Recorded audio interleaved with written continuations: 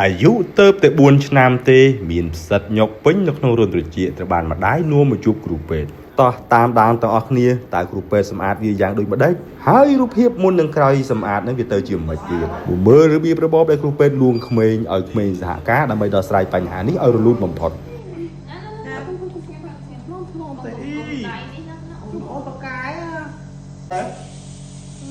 កូនគួរទៅតាមើលណាហើយហៅក្មេងខ្លាអត់ទៅកូនសោះម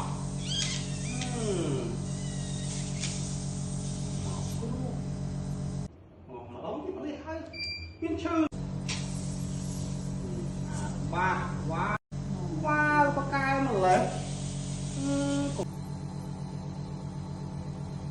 អូហើយបាត់ណា